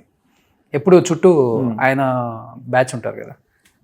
అవునన్నా. ఆ రోజు 1-to-1 అడిగాను. కేఎన్ఆర్ అన్న కంపల్సరీ 1-to-1 కలవాలన్నా అని రిక్వెస్ట్ చేశాను. ఆయన కూడా ఏర్పాటు చేశాడు. ఒక ఆల్మోస్ట్ 1 hour కూర్చున్నాం. ఓకే. అన్ని విషయాలు మాట్లాడాం ఆ రోజు. నా వరకు, నాకు సంబంధించినంత వరకు రాజమండ్రి రూరల్, రాజానగరం నియోజకవర్గాల మీద కొంచెం పట్టుంది కనుక ఆ 3 నియోజకవర్గాలకు సంబంధించినటువంటి విషయాలన్నీ కూడా ఆయనతో షేర్ చేసుకోవడం జరిగిందన్న ఆ గంటలో. సో మీరు చెప్పారా అసలు ఓడిపోవడానికి ప్రధాన అంశాలు? మీరు ఎక్కువ తిరుగుతుంటారు కాబట్టి యూత్ ఫాలోయింగ్ ఉన్న ఒక లీడర్ కాబట్టి మాట ఫస్ట్ ఒకటే చెప్పానన్న. వాస్తవంగా అన్న మిమ్మల్ని కలిస్తే చాలు 175కి 175 వస్తున్నాయని మాత్రమే చెప్పమన్నారన్న. ఇంకా రెండో పదం మీ దగ్గర వాడద్దు అన్నారన్న అని చెప్పన్నారు. అదే చెప్పా. ఆయన నువ్వు కూడా అలా చెప్తే ఎలా గణేష్, నువ్వు నువ్వు నాకు ఏదైనా అనిపించింది ఓపెన్గా చెప్పాలి కదా, నువ్వు ఇంట్లో మనిషివి కదా అని అన్నారు. అందుకే నేను అలా చెప్పమన్నారు అని చెప్పాను, కానీ ఆ విషయాలు వచ్చి మీతో చెప్పలేదన్నా. అప్పుడున్న పరిస్థితుల్లో మీరు ఒక పక్కన ముఖ్యమంత్రిగా పనిచేస్తున్నారు, మీకు ఎక్కడ టైం ఖాళీ లేదు, ఒక పక్కన చూస్తే మహాకూటమి కలుస్తున్నారు, మీకుండే టెన్షన్స్లో మీరున్నారు. ఇంకా ఆ టైంలో వచ్చి మనం చెప్పడానికి అంత ఛాన్స్ తీసుకోలేకపోయినా. ఏదైనా ఒకటే అన్న, ఈ రాజకీయాల్లో నేను చూసిన దాంట్లో కొద్దిపాటి అనుభవంలో నేను తెలుసుకుంది ఏంటంటే, ఏదైనా పోస్ట్ మార్టం తర్వాత బాగా ఎక్కువ తెలుసుకుంటాం. ఓకే, కాపు కులమే తిరగబడిందని చెప్పారు క్లియర్గా మీరు. 100% చెప్పాను. ఏం చెప్పారు దానికి ఆన్సర్ అయినా? జగన్ అన్న ఆలోచన ఎప్పుడు ఎలా ఉందంటేనా, గతంలో ఎప్పుడు ఇవ్వని విధంగా సంక్షేమ పథకాలని మనం ఇవ్వటం జరిగింది. డైరెక్ట్గా నేరుగా ఎటువంటి మధ్యతత్వం లేకుండా జనాలకి డబ్బు అందే విధంగా ఒక సిస్టమ్ తీసుకొచ్చాం. ఇంకా అలాంటప్పుడు ప్రజలు నన్ను నమ్మక ఇంకెవరు నమ్ముతారు అన్న ఆలోచనలో ఉన్నాడు. ఓకే. రెండోది, కోవిడ్ లాంటి విపత్తికరమైనటువంటి పరిస్థితుల్లో నాకు తెలుసుండగా యావత్ భారతదేశంలోనే కాదు మొత్తం ప్రపంచంలో ఆంధ్ర రాష్ట్రంలో అందించినటువంటి వైద్య సేవలు బహుశా ఇంకెక్కడ అందుండున్నా. ఓకే. ఒక కిట్ల విషయంలో కానీ, టెస్టింగ్ల విషయంలో కానివ్వండి, వాలంటీర్లు ఇంటికి వెళ్ళి మరి వాళ్ళ మీద తీసుకున్నటువంటి శ్రద్ధ కానివ్వండి, అది ఇంకెక్కడ జరగదు. అంత గొప్పగా వైద్య సేవలు అందించినా సరే మేము ఈ రోజున ఓటమికి తలదించుకోవాల్సి వచ్చింది. ఇవన్నీ ఏంటంటే జగన్ గారు చేసినటువంటి మంచి ఏదైతే ఉందో దాని మీదే దృష్టి పెట్టుకుంటాడు కదా. సహజంగా ముఖ్యమంత్రిగా ఉన్నప్పుడు నెక్స్ట్ ఏం జరగాలి, ఈ నెల అమ్మఒడి పడింది, నెక్స్ట్ నెల ఏం పడాలి, కాపు నేస్తం పడాలి, ఇంకో నెల ఇంకా ఆ మైండ్ సెట్లోనే ఆయన నాకు తెలిసి బహుశా 5 సంవత్సరాలు గడిపేసి ఉంటాడు ఆయన. మీరు ఒక మాట అన్నారు ఫస్ట్లో, కాపు కులం అనేది రాజ్యాధికారం చేపట్టకపోయినా రాజ్య స్థాపనకు మటుకు ఆ కులం అనేది చాలా పవర్ఫుల్ ఆంధ్రప్రదేశ్లో. కేవలం ఆయన తిట్టారన్న ఆ కోపంతో ఈసారి ఎట్లయినా కానీ మన ఉనికి చాటుకోవాలన్న ఉద్దేశంతో ఓట్లు వేసారంటారా? 200%. లేకపోతే 200%. అందులో ఎటువంటి సందేహం లేదు. అందులో ఎటువంటి సందేహం లేదన్న. ఎందుకంటే రాజకీయంగా దూషించడం వేరన్నా, వ్యక్తిగతంగా ఇంట్లో వాళ్ళని తిట్టడం అదిను జనరల్ పబ్లిక్ డైజెస్ట్ చేసుకోలేకపోయాను. ఈ రోజున ఒక మాట చెప్తున్నానా, మీరు అన్నది వాస్తవం. రాజ్యాధికారం ఎప్పుడు వస్తుందో తెలియదు, కానీ ఖచ్చితంగా ఎప్పటికైనా రాజ్య స్థాపనకి అయితే ఎప్పుడూ కూడా కాపులు అనేటటువంటి కులం కావాలి, వాళ్ళ పాపులేషన్ ఎక్కువ కాబట్టి. కానీ మా వరకు వచ్చేటప్పటికి ఎలా ఉంటుంది అంటేనా, ఈరోజు నేను ఇక్కడ కూర్చొని మాట్లాడగలుగుతా ఉన్నాను అంటే దానికి కారణం మొదటిది నేను జక్కంపూడి రామ్మోహన్ రావు కొడుకుని అవటం. రెండో బలమైనటువంటి కారణం నా దళిత స్నేహితులు. నాతో ఉన్నటువంటి స్నేహితులందరూ కూడా మ్యాక్సిమం దళితులు, వెనుకబడినటువంటి కులాలకు సంబంధించినటువంటి వ్యక్తులే. మేమేం కులాలు చూసుకొని స్నేహం మొదలెట్లేదు. మా స్నేహం మొదలైన తర్వాత మాకు తర్వాత తెలుసుకున్నాం అనమాట మేము ఏ కులం ఉన్నది. ఎందుకంటే చదువుకున్న వయసు నుంచి అందరం స్నేహితులం కనుక. ఫస్ట్ నుంచి క్యాస్ట్ ఫీలింగ్ లేదు మీకు? ఫస్ట్ నుంచి అసలు ఏం లేదన్న. ఓకే. స్టిల్ ఈ రోజుకి లేదు మనకి. నేను కేవలం విశ్లేషణ వరకు చెప్పగలుగుతాను తప్ప నేనేమి ఎక్కడ నేను ఈ కులమే గొప్పది ఇదే నేను ఎక్కడ మాట్లాడినా. అంతవరకు వస్తే కనుక నేను ఎన్నో సందర్భాల్లో చెప్పాను, మళ్ళీ భవిష్యత్తులో అయినా నాకు బలం అవుతుందని కోరుకుంటానన్నా. నా తండ్రి 3 సార్లు ఎమ్మెల్యే అయ్యాడన్నా, మా అన్నయ్య ఎమ్మెల్యే అయ్యాడన్నా, మా అమ్మగారికి 2 సార్లు సీట్ వచ్చిందన్నా, పూర్తిగా మా వెనకాల నిలబడింది ఎస్సీ బీసీ కులస్తులే ఎక్కువ శాతం. అనేది ఏంటంటే అన్న, ఒక విశ్లేషణ నా మనసుకు అనిపించింది మాత్రమే చెప్తున్నా. కాపుల విషయంలో పార్టీ ఎక్కడో స్కిప్ అయ్యాం. మేము కాపు నేస్తం ఇస్తున్నాం కదా, కాపులు సాటిస్ఫై అయ్యారేమో అని అనుకున్నాం. వాస్తవానికి అది కాదు. వాస్తవానికి ఏంటంటే ఈ పవన్ కళ్యాణ్ గారిని వ్యక్తిగతంగా దూషించడం, వారి ఇంట్లో ఆడపిల్లలు కూడా తిట్టడం డైజెస్ట్ చేసుకోలేపారు. ఎప్పుడు రియలైజ్ అయ్యారు ఇది ఓడిపోయాక? వాస్తవం మాట్లాడినా అంటే తెర వెనక జరిగినవి కూడా ఇప్పుడు చెప్తాను నీకు. ఓకే. నేనైతే అప్పుడే రియలైజ్ అయినాను. 100% ఆ క్షణమే మేము మా నాయకులు చెప్పుకునే వాళ్ళం. ఇది ఎలాంటి పరిస్థితి అంటే అన్నది మాకు 2009 నుంచి 2014 వరకు గెలిచినటువంటి కాంగ్రెస్ పార్టీ ఎంపీలు ఎవరైతే ఉన్నారో ఆంధ్ర రాష్ట్రానికి సంబంధించి, అంటే ఉత్తరాంధ్రకి, రాయలసీమకి, మా గోదావరి జిల్లాకి సంబంధించినటువంటి ఎంపీలు ఎవరైతే ఉన్నారో అందరూ సోనియా గాంధీ గారి దగ్గర మొరాయించుకునేవారు. అసలు విడదీయద్దు రాష్ట్రాన్ని, విడదీస్తే ఖచ్చితంగా ఇక్కడ కాంగ్రెస్ పార్టీకి ఇంకా భవిష్యత్ అనేది ఉండదు, జీరో అయిపోతుంది ఇక్కడ అని చెప్పినా సరే ఇంకా ఆ రోజున ఆపలేని పరిస్థితి కదా. కాంగ్రెస్ పార్టీకి వ్యతిరేకంగా మాట్లాడారు ఆ పార్టీలో ఉంటూ, వాళ్ళు చేసే పోరాటం అంతా వాళ్ళు చేస్తూ ఉండేవారు. మాది అంతా అందరికీ చెప్తాం, మేము ఎప్పటికప్పుడు చెప్పేవాళ్ళం ఆ పవన్ కళ్యాణ్ గారిని ఏం అనకండి అంటే మీరు చెప్తే స్టేజ్ లో ఉన్నారు మీ లేదు నాయకులు. కాబట్టి ఎందుకంటే కదా ఈ రోజున నేను కాదు, అలాగే చాలా మంది చెప్పారు, నేను ఒక్కనే కాదు. ఇప్పుడు జగన్మోహన్ రెడ్డి షాడోని చూడటానికే ఎమ్మెల్యేలు మంత్రులు భయపడతారు అనేది బయటకు ఎప్పుడో వచ్చింది. అక్కడ జయలలిత, ఇక్కడ జగన్మోహన్ రెడ్డి అంట అనేది జనంలో బాగా నానిపోయింది. అలాంటిది జగన్మోహన్ రెడ్డి ఒక 5-6 లీడర్ని కంట్రోల్ చేసుకోలేకపోయారా? ఒక రోజా కావచ్చు, అనిల్ యాదవ్ కావచ్చు, నాని కావచ్చు, నేను ఈ పేర్లే వాడలేదన్నా. వీళ్ళని కంట్రోల్ చేసుకోలేకపోయారా? ఒకవేళ చేసినా కానీ వీళ్ళు లెక్క చేయలేదా? అదే అన్న, ఇప్పుడు ఎలా ఉంటుందంటన్నా, తెలుగుదేశం పార్టీ వాళ్ళు ఎప్పుడు కూడా ప్రమోషన్లో సక్సెస్ అవుతారు. ఏదైనా ప్రచారంలో వాళ్ళని మించిన వాళ్ళు ఎవరు ఉంటారు. వాళ్ళు మమ్మల్ని ఏమేమి తిట్టారో ఏ రోజు బయటికి రాలే, మాకు తెలిసేలా తిట్టారు, మా చుట్టుపక్కల ఉన్న వాళ్ళకి తెలిసేలా తిట్టారు, ఎంత పర్సనల్గా తిట్టాలో అన్నీ తిట్టారు. కానీ మేము మా పార్టీకి సంబంధించిన వాళ్ళు ఎవరైనా ఒకడు నోటి దురుసుగా మాట్లాడితే దాన్ని మాత్రం ప్రపంచం మొత్తం తెలిసేలాగా ప్రమోట్ చేశారు వాళ్ళు. వంశీ అయినా, కొడాలి నాని అయినా పదజాలం వాడే పదజాలం ఇది కాదు, ఇలా మాట్లాడకూడదు అని మీ అధినేత చెప్పుకునే దాంట్లో ఫెయిల్ అయ్యారన్నా, లేకపోతే చెప్పినా వినలేదు అసలు వీళ్ళు? ఏదైతే అయింది, మేము లేని పార్టీ లేదు, మాలాగా మాట్లాడేవాడు ఎవడున్నాడు ఈ పార్టీలో విషయంలో వాళ్ళు తప్పులు చేయలేదన్నా, అది ఆ స్థాయికి వెళ్ళిపోలేదా వీళ్ళు? అదే అడుగుతున్నా. మరి వాళ్ళు చేసినప్పుడు వాళ్ళు ఏమైనా కంట్రోల్ చేయగలిగారా తెలుగుదేశం పార్టీ వాళ్ళు? జగన్మోహన్ రెడ్డి గారి మీద రోజు తిడుతున్నప్పుడు, జగన్మోహన్ రెడ్డి గారి వ్యక్తిగత జీవితం కోసం మాట్లాడినప్పుడు అప్పుడు మరి వాళ్ళు కంట్రోల్ చేయలేపారా? ఏ పార్టీలో అయినా ఒక నాయకుడు తన వరకు వచ్చేవి కొంత ఉంటాయి, తను ప్రతిఘటించేవి, తను తిట్టేవి, అవన్నీ కూడా 4 గోడల మధ్యలో జరుగుతాయి. అవి బయటికి రాలేదు మా కర్మకంతే. ఇప్పుడు వాళ్ళు తిట్టారని, ఇంకోటి ఏంటంటే ప్రజలు బయటకు వస్తారా? రేపు అసలు బయటకు వస్తారా? ఎవరు? ఇప్పుడు వాళ్ళు తిట్టారని మీరు తిట్టారని వాళ్ళు, కేసులు, అరెస్టులు, క్యాడర్ని ఇబ్బంది పెట్టడం, కార్యకర్తలను ఇబ్బంది పెట్టడం, రేపు అసలు జనం బయటకు వచ్చి ఓటేసే అవకాశం ఉందా? లేకపోతే మన ఈ కేజ్రీవాల్ లాగా ఇంకొక వ్యక్తి ఎవరైనా రావాలా ఆంధ్రప్రదేశ్? మంచి క్వశ్చన్ అడిగారు. ఇందులోనే విషయం ఏంటంటేనా, మీ అమ్మగారు కూడా ఒక మాట స్టేట్మెంట్ ఇచ్చారు, స్టార్ట్ అయినట్టుగా రెడ్ బుక్ రాశారు, మేము బుక్ రాస్తే మీరు రోడ్ల మీద కూడా తిరగలేదని విజయలక్ష్మి గారు కూడా మాట్లాడారు. అదన్నా ఇప్పుడు భయం వేస్తుంది ఆంధ్రప్రదేశ్. వయసు 69 సంవత్సరాలు, ఆవిడ సుదీర్ఘ రాజకీయ జీవితం అంతా కూడా వైఎస్ కుటుంబంతోనే నడిచింది. ఆవిడ ఎప్పుడు కూడా ఒకటే చెప్తుంది, నాకు రాజా కన్నా గణేష్ కన్నా కూడా జగన్మోహన్ రెడ్డి ఎక్కువ అని చెప్పి. ఆయన మీద ఉన్నటువంటి పిచ్చి ప్రేమతో ఈ వయసులో కూడా నడవలేకపోయినా సరే బయటకు వచ్చి తిరుగుతోంది.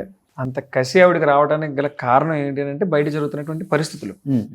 రోజుకొకరి మీద దాడి, రోజుకొకరి మీద కేసులు. ఎన్ని రోజులను పడతాం?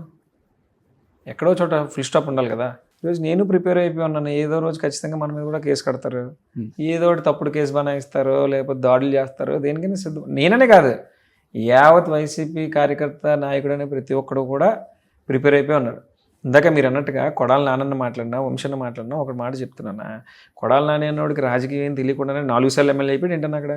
పార్టీ నాకు తెలిసి బహుశా నానన్న మొన్నే అధికారం అనుభవించుంటాడు, దానికన్నా ముందంతా కూడా ప్రతిపక్షంలోనే కదా పనిచేశాడు. ఉన్నారు, మీరు అన్నారు కదా ఒక మాట, ప్రతిపక్షంలో కూడా గెలుస్తున్నాడు అంటే అతని పనితీరుని ప్రజలు నచ్చితేనే కదా ఓటేస్తారు. ఈసారి పనితీరు చూడలేదు, మాట తీరు చూశారు జనం. మాట తీరు చూసారు అంతేనా. సో మీరు నోరు జాగ్రత్తగా పెట్టుకోకపోతే మీకు కూడా ఇదే జరుగుతుంది రేపు ఖచ్చితంగా అనేది. వాళ్ళకైనా మాకైనా ఎవ్వరూ అతిథులు కదన్నా, అందరూ సమానమే. ఒకటైతే ఖచ్చితంగా చెప్తున్నా, 2019 ఎన్నికలకి మాత్రం వైఎస్ జగన్మోహన్ రెడ్డి గారి మెంటాలిటీ ఎలా ఉందంటే, నేను సీఎం అయ్యి ప్రజలకు చూపించాలి, ఓకే ఈ ప్రతిపక్షాలకు చూపించాలి అన్న ఒకే ఒక్క ఎజెండాతో పనిచేశాడు. ఆ రోజు అతను ముఖ్యమంత్రి కావడం కోసం మాత్రమే అతను కష్టపడ్డాడు. ఓకే. కానీ ఇప్పుడు రోజున ఏంటంటే, అతను నమ్ముకున్న వాళ్ళు ఎవరైతే ఉన్నారో వాళ్ళకి జరిగినటువంటి అవమానానికి సమాధానం చెప్పాలి అని అంటే మళ్ళీ ముఖ్యమంత్రి అవ్వాలి అని పెట్టుకున్నాడు. ఈసారి మాత్రం కేవలం తనకు నమ్ముకున్నటువంటి కార్యకర్తల కోసం, తన మనుషుల కోసం మాత్రం ముఖ్యమంత్రి అవ్వాలని చెప్పి ఎదురు చూస్తున్నాడు. ఓకే, చాలా గట్టిగా ఉంటుందన్న, ఖచ్చితంగా కష్టపడతాడు. సో మొన్నటిదే కష్టం అంటే ఈసారి రెట్టించిన కష్టంతో కష్టపడతారు. మళ్ళీ పాదయాత్ర స్టార్ట్ చేస్తారా?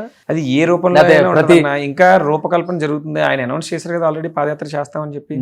ఇప్పుడు ఏదైతే మా మీద జరుగుతున్నటువంటి ఉన్నాయో ఈ లిక్కర్ కానివ్వండి, ఇంకోటి కానివ్వండి, 1,00,000 కోట్లని కానీ ఇవన్నీ కూడా గతం నుంచి జగన్మోహన్ రెడ్డి గారి మీద జరుగుతున్నటువంటి ప్రచారాలే కదా.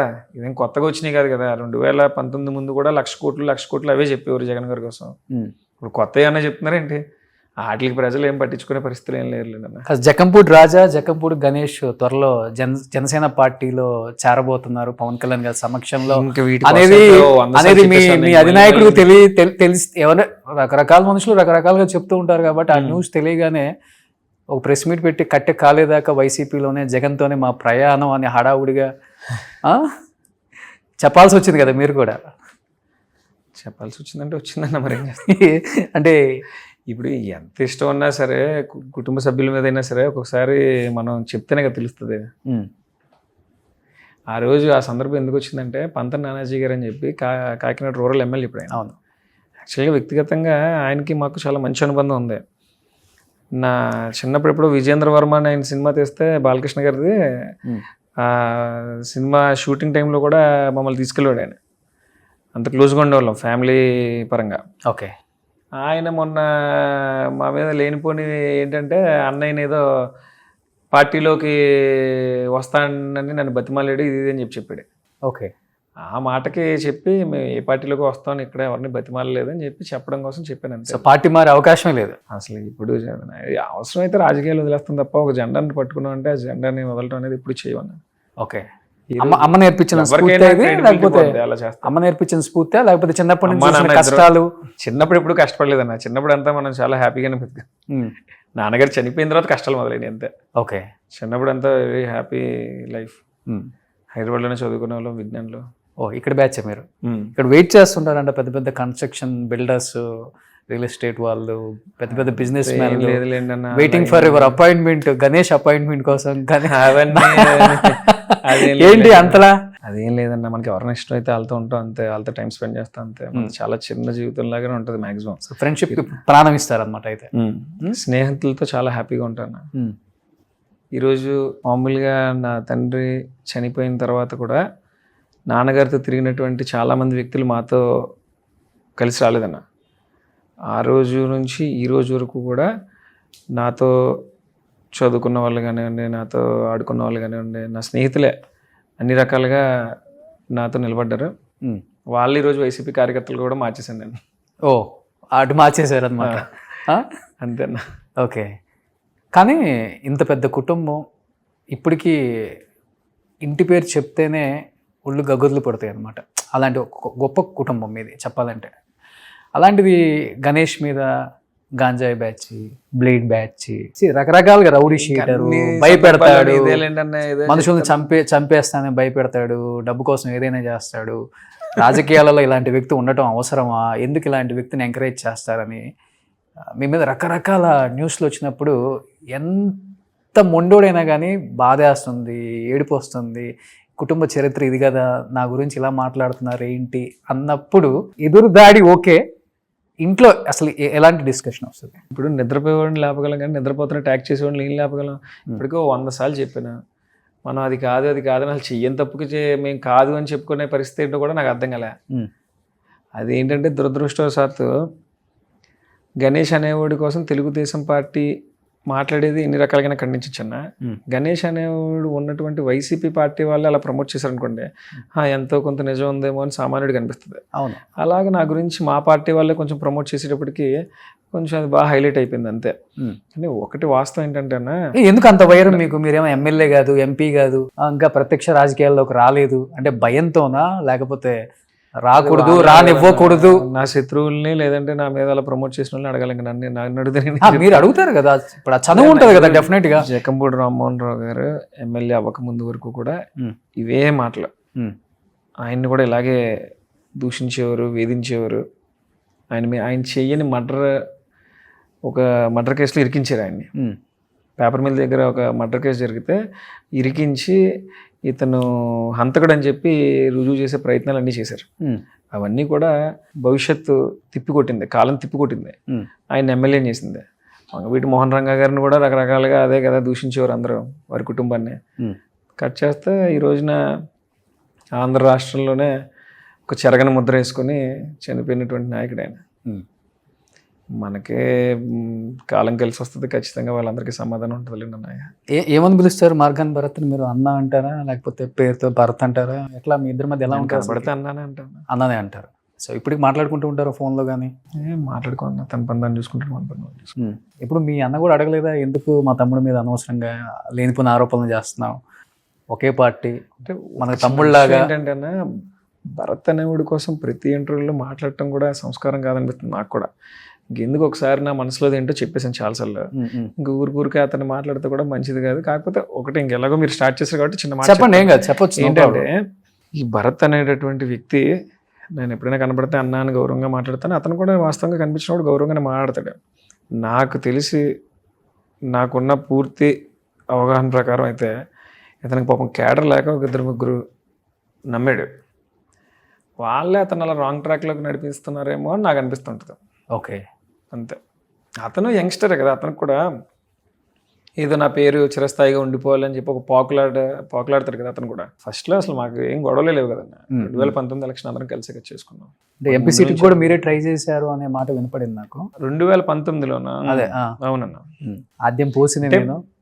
వాళ్ళకి మనకి ఉన్న ఒక కామన్ ఫ్రెండ్ ద్వారా వచ్చింది, దాన్ని మనం ప్రమోట్ చేసాం. తర్వాత వైసీపీ పార్టీ కూడా సర్వేలు చేసుకుని వాళ్ళకి ఇస్తే బాగుంటుందని వాళ్ళకు కూడా వచ్చింది. ఆ రోజు ఉన్నటువంటి సందర్భాల్లో ఒక బీసీకి ఇవ్వాలన్నది జగన్ గారి ఆలోచన. ఆర్థికంగా బలవంతులు, గౌడ సెట్టిపల్లి సామాజిక వర్గం కూడా బాగా స్ట్రాంగ్, వారి నుంచి ఇస్తే బాగుంటుంది కాబట్టి వాళ్ళకి ఇచ్చారు. ఓకే, కోపం ఎక్కువ, ఆవేశం ఎక్కువ కదా ఆ టైంలో అన్నదానికి. రియలైజేషన్ కూడా ఉంటుంది కాబట్టి డెఫినెట్గా అలా ఫీల్ అయిన సందర్భాలు పొలిటికల్ లైఫ్లో, పొలిటికల్ ఫ్యామిలీస్ మధ్య వచ్చిన వైరంలో కొంచెం ఆగుంటే, ఆవేశపడకుండా మాట్లాడుంటే బాగుండు, ఈ situation very bad in my life, బయట కూడా అనుకుంటున్నారు దీని గురించి అని మీ చెవిని పడి మీరు చాలా ఉంటాయన్నా డెఫినెట్గా. ఎనీ వన్ ఇన్సిడెంట్ ఇది జరిగి ఉండకూడదు కదా అనుకున్న సిచ్యువేషన్ అంటే ఏమని చెప్తారు? అంటే నేను మాట్లాడింది అంటున్నారు జరిగి ఉండకూడదు కదా అనుకున్నదైతే ఒక లైఫ్లో మర్చిపోలేని సంఘటన ఒకటి ఉంది. చెప్పిన తర్వాత కూడా మళ్ళీ నాకు మా పార్టీ వాళ్ళే స్టార్ట్ చేస్తారు బూస్టింగ్. మరి అయినా తప్పదంటే చెప్పేస్తాను. చెప్పండి, ఏం కదా. గణేష్ అంటేనే ఇప్పుడంటే అన్న బాగా బాధ అనిపించింది. రాజశేఖర రెడ్డి గారి పాదయాత్ర యావత్ ఆంధ్ర రాష్ట్రంలో, అప్పుడున్నటువంటి ఉమ్మడి ఆంధ్ర రాష్ట్రంలో ఒక ఎత్తు అయితే, మా రాజమండ్రిలో జక్కంపూడి రామ్మోహన్ రావు గారు, ఉండవల్లి అరుణ్ కుమార్ గారి ఆధ్వర్యంలో జరిగింది ఒక ఎత్తు. ఓకే, ఆ రోజు రాజశేఖర రెడ్డి గారిని వీళ్ళు రిసీవ్ చేసుకున్నటువంటి విధానం కానీ, జన సమీకరణ కానీ, వీరు చూపించినటువంటి డేరింగ్, ఇవన్నీ కూడా రాజశేఖర రెడ్డి గారికి ఎంతో ఉపయోగపడాయి. రాజశేఖర రెడ్డి గారి టీంలో ఎవరినైనా చెప్తారు అన్నమాట. అందుకే రాజశేఖర రెడ్డి గారికి కూడా నాన్నగారన్నా అరుణ్ కుమార్ గారన్నా విపరీతమైన ఇష్టం. ఓకే, ఆ తరువాత జగనన్న పాదయాత్ర ఏదైతే చేశాడో అందులో ఈ రోడ్ కమ్ రైల్వే బ్రిడ్జ్ కోసం మేము చేసినటువంటి సన్నాహాలు, డెకరేషన్ కానివ్వండి, జన సమీకరణలు కానివ్వండి, మేము పడ్డ కష్టం కానివ్వండి, ఒక 4 రోజులు మాకైతే ఎవరికి నిద్ర లేదన్న.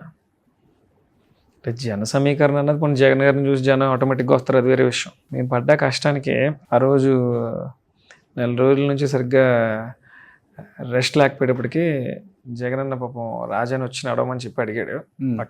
పక్కన రాజా అని చెప్పాడు. చెప్తే పాపం రాజా వ్యారికోస్ వెయిన్స్ ఇబ్బంది వచ్చి అతను ఇంకా లెగలేని సిచ్యువేషన్కి వెళ్ళిపోయి కొవ్వూరు దగ్గర ఆగిపోయాడు. అప్పుడు ఏమైందంటే, అంత చారిత్రాత్మకమైనటువంటి ఘట్టంలో ఆ రోజు నాన్న చేసినటువంటి పాదయాత్ర కోసం ఏమన్నా మాట్లాడతారేమో అని ఎదురు చూశాను నేను. సరే, ఎక్కడికి వెళ్ళినా సెకండ్ జనరేషన్ అంతా ఆయనతోనే ఉంటారు కాబట్టి జగన్ గారితో, మా ఒక్క కాన్స్టిట్యున్సీ కాదు ఏ కాన్స్టిట్యున్సీకి వెళ్ళినా సెకండ్ జనరేషన్ వాళ్ళతోనే ఉంటారు కాబట్టి రాజశేఖర రెడ్డి గారితో తిరిగిన ప్రతి ఒక్కరి కుటుంబ సభ్యులు, వాళ్ళ తమ్ముడో కొడుకో ఎవరో ఒకరు నెక్స్ట్ వారసత్వం కూడా ఇంత తిరుగుతారు కాబట్టి అన్ని చోట్ల అందరి నాయకుల కోసం మాట్లాడలేడు పాపం. అది నేను ఎంతో కొంత ఒప్పుకుంటాను. కానీ ఏమైందంటే, ఎవరు రాసిచ్చారో తెలియదన్నా, వడ్డీ వీరభద్రరావు గారి కోసం రాసిచ్చారు. ఆ రోజు మాత్రం నేను చాలా బాధపడ్డాను. నేను బాధపడ్డాను, నాతో పాటు వచ్చినటువంటి వేలాది మంది జక్కంపూడి అభిమానులందరూ చాలా బాధపడ్డారు. జక్కంపూడి రామ్మోహన్ రావు గారి కోసం మాట్లాడకపోయినా పోనీ ఎంతో కొంత మనం డైజెస్ట్ చేసుకుందాం. మరి రామ్మోహన్ రావు గారి ప్రత్యర్థి వడ్డీ వీరభద్రరావు గారు, ఆయనతో జీవితకాలం పోరాడాడు, ఆయన మీద 2 ఎలక్షన్లకు వెళ్ళాడు, 3 ఎలక్షన్లు ఉన్నాయి ఆయన మీద. అలాంటి వడ్డీ వీరభద్రరావు గారు కోసం జగన్ గారు ఇంత చారిత్రాత్మకమైనటువంటి ఘట్టంలో మాట్లాడాడు ఏంటని చెప్పి ఆ రోజు మేము అందరం బాధపడ్డాం.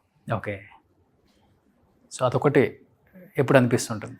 అది చాలా బాగా బాధాకరమైనటువంటి విషయం, కానీ ఇంకా అంతకు మించి పెద్ద. ఇన్ కేస్ పాలిటిక్స్లోకి రాకపోతే ఏంటి అంబిషన్ ఏమయ్యే వాళ్ళు అసలు మీరు? అంటే వాస్తవంగా మాట్లాడంటే ఇప్పుడు కూడా మనం ఫుల్ టైం పొలిటీషియన్స్ ఏం కాదన్న, సందర్భాలు తీసుకొచ్చేస్తున్నాయి మన అలా పరిస్థితులు. అదేలే, ఇప్పుడు ఏదో విషయం జరుగుతుంది, అక్కడ మనకు కావాల్సిన ఉంటాడు, వాడి కోసం స్టేషన్కి వెళ్ళాల్సి వస్తుంది, లేదంటే ఎవరికి మరో ఆఫీస్లో సర్టిఫికెట్లు కావాల్సి వస్తాయి. ఇలా ఏదో ఒకటి అది మనల్ని డిమాండ్ చేస్తుంది ఆ పరిస్థితి, అంతే మనల్ని అక్కడికి వచ్చేలాగా.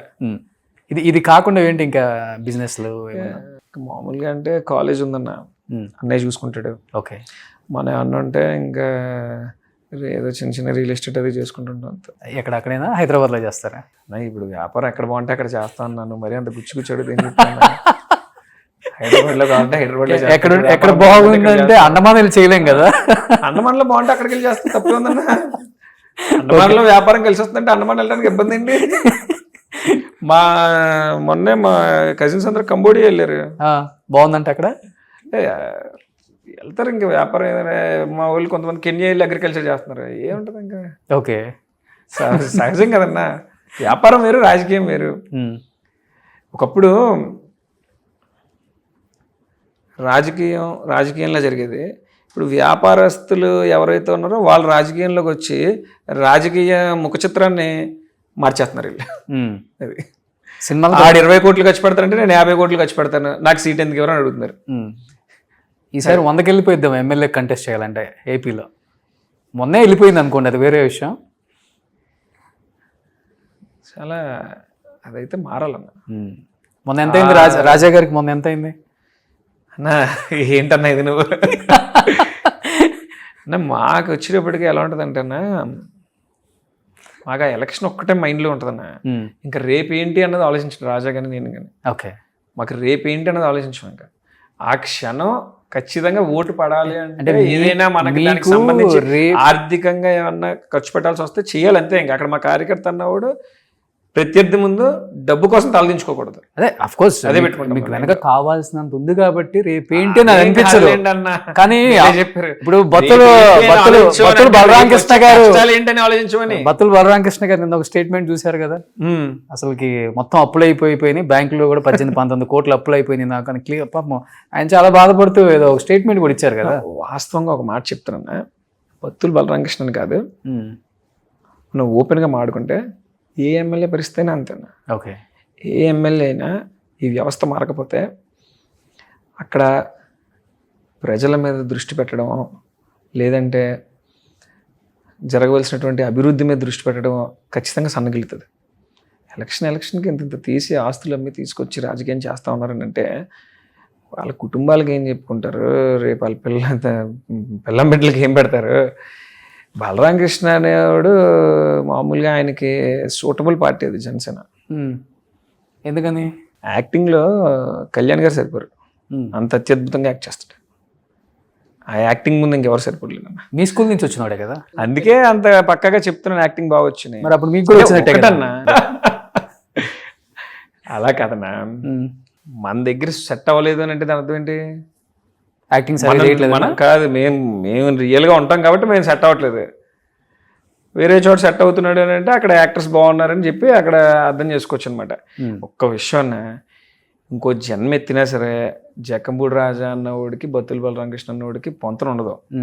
గెలుపు ఓటములు అనేవి సర్వసహజం. అఫ్కోర్స్ అది మహానుభావుడు డాక్టర్ బిఆర్ అంబేద్కర్ గారు లాంటి ఆయనే ఓటమి చెవి చూశాడు. చరిత్రలు ఎన్ని తరాలు మారినా, ఎన్ని యుగాలు మారినా ఖచ్చితంగా మాడుకునేటువంటి వ్యక్తి డాక్టర్ బిఆర్ అంబేద్కర్ గారు. ఎంతమందికైనా స్ఫూర్తిదాయకం, సమాజం ఎలా నడాలో కూడా చూపించినటువంటి దిక్సూచి ఆయన. అలాంటి ఆయనకే ఓటమి తప్పలేదు. మేమెంతన్నా ఆయన కాలి గోటికి సరిపోయినటువంటి వ్యక్తులు. ఏం చదువుకున్నారు మీరు? నేను డిగ్రీ చేశాను. డిగ్రీ డిస్కంటిన్యూ ఫినిష్ చేశారు?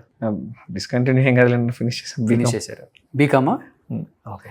ఇప్పుడు మీరు కానీ మరి అంత దూరం వద్దులే. ఫిజిక్స్ కెమిస్ట్రీ లాంటి ఉంటాయి. నా బలరామ కృష్ణ గారు మాట్లాడేటని కాదు కానీ ఖచ్చితంగా ఏ ఎమ్మెల్యే పరిస్థితి అయినా అదే అన్న, అది వాస్తవం. అతను చెప్పే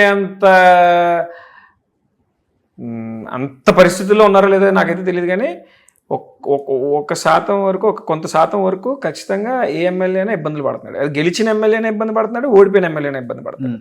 ఓడిపోయిన ఎమ్మెల్యే ఇంకా తప్పదనుకోండి. ఏంటంటే ఒకటే డిఫరెన్స్ అన్న, గెలిచినోడికి ఓడిపోయినోడికి. గెలిచినోడిని అప్లోడ్ అంటే డబ్బులు అడగడాడు. ఈ 5 ఏళ్ళు ఏదో పని చేయించుకుందాం కదా అని ఎదురు చూస్తుంటాడు. లక్క బాగున్నోడికి పని అవుతుంది, లక్క బాగున్నోడికి 5 ఏళ్ళు గడిచిపోద్ది. ఓడిపోయినోడికి ఏంటంటే నెక్స్ట్ డే పొద్దున్న నుంచి స్టార్ట్ అయిపోతాయి ఫోన్ కాల్స్. ఓకే. ఇంకా ఇంటి దగ్గర మనుషులు పెట్టడం, ఫోన్ కాల్స్, ఓకే, వాళ్ళు తరవడం. ఈరోజు వైసీపీలో ఓడిపోయిన ప్రతి ఎమ్మెల్యే పరిస్థితి అదే. ఇప్పుడు డీలిమిటేషన్, గెలిచిన ఎమ్మెల్యేల పరిస్థితి కూడా అదే.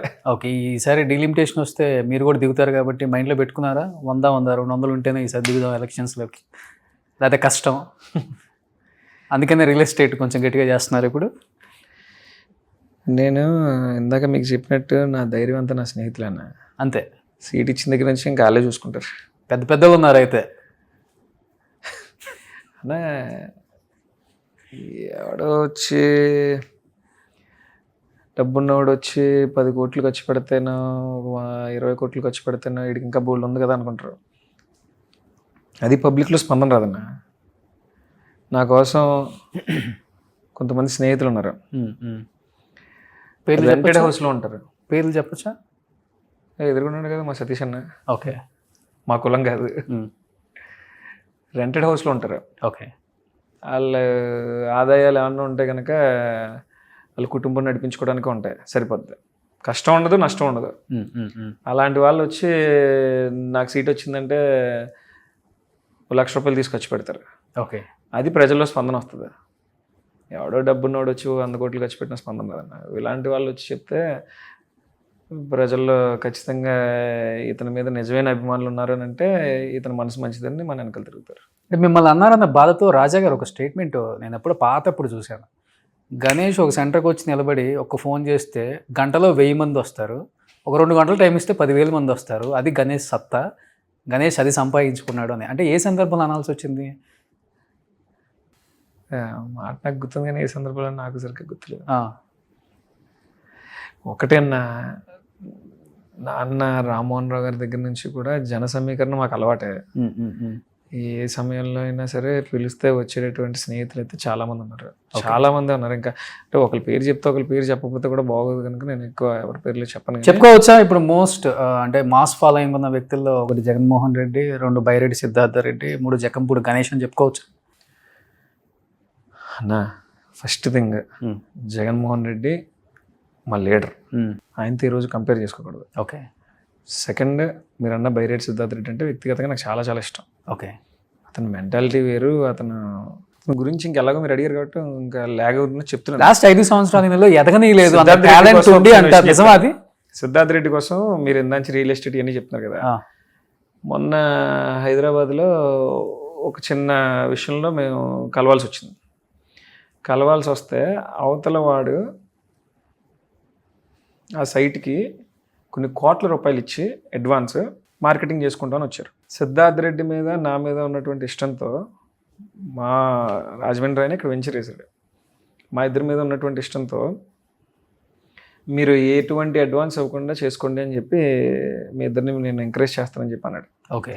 సిద్ధార్థ రెడ్డి నేను వెళ్ళి సైట్ చూసాం, మార్కెటింగ్ స్టార్ట్ చేద్దామన్నా అని అడిగాను.